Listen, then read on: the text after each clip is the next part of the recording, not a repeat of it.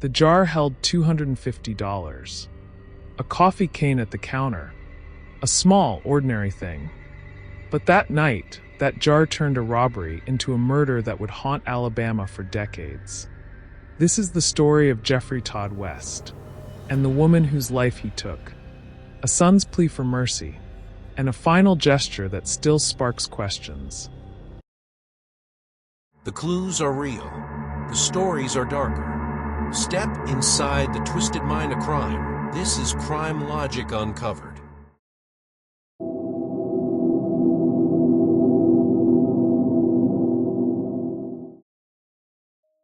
Winfield, Alabama. March 28, 1997. It was the kind of night where nothing much happens. The streets were quiet, and the only light came from Harold's Chevron gas station. Behind the counter, 38-year-old Margaret Parrish Berry was finishing her shift. She was a mother, a friend, and a woman everyone in town knew for her kindness.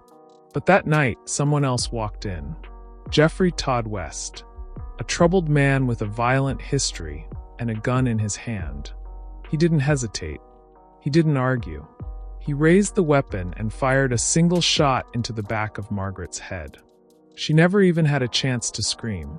All for a cookie jar of cash. News spread quickly through Winfield. Margaret wasn't just another face. She was a beloved figure, someone who lived her life with compassion.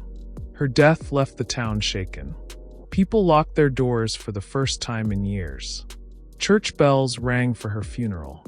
And her family, especially her children, were left asking why. This wasn't just murder. It was the theft of peace from an entire community.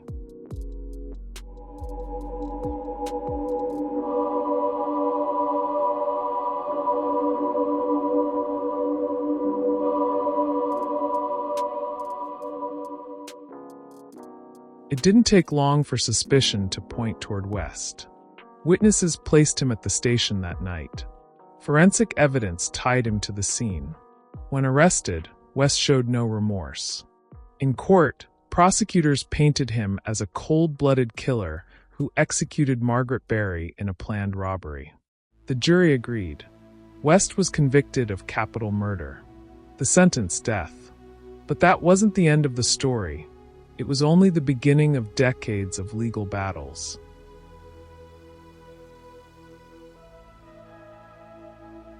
West's attorneys launched appeal after appeal. They argued about jury selection, evidence handling, and ineffective counsel. Federal habeas corpus filings were made, each one a desperate attempt to overturn his death sentence. But each time, the courts upheld the conviction. The facts were clear. The crime was brutal, and the evidence was overwhelming.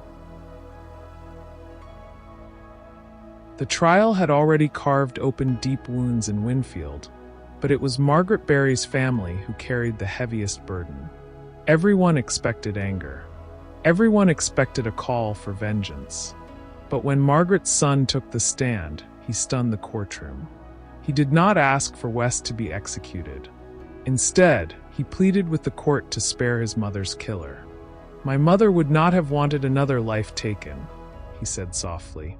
The silence that followed was heavier than any gavel strike. It was a moment that transcended the courtroom, an act of forgiveness in the face of unthinkable loss. Yet mercy, no matter how heartfelt, could not change the machinery of the law. The court pressed forward, the appeals continued, and the death sentence remained.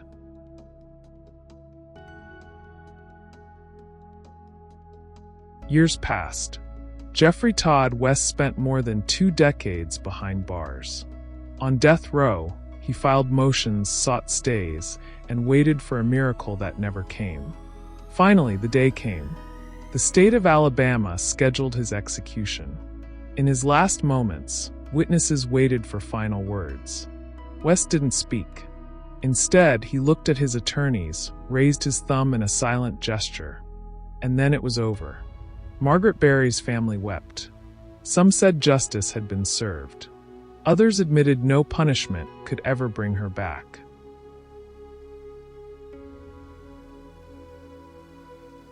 On the night of his execution, Geoffrey Todd West became part of history. He was put to death using nitrogen hypoxia, a method never before carried out in the United States until recently. Instead of the lethal injection, a mask was placed over his face, replacing oxygen with pure nitrogen. Slowly, silently, the body is starved of breath, the mind drifts into unconsciousness, and then nothing. Supporters of this method call it painless. Critics argue it is uncharted, cruel, and experimental. A human life ended in silence, without knowing if the suffering inside was greater than it appeared outside. For West, this was the final chapter in a long, dark story.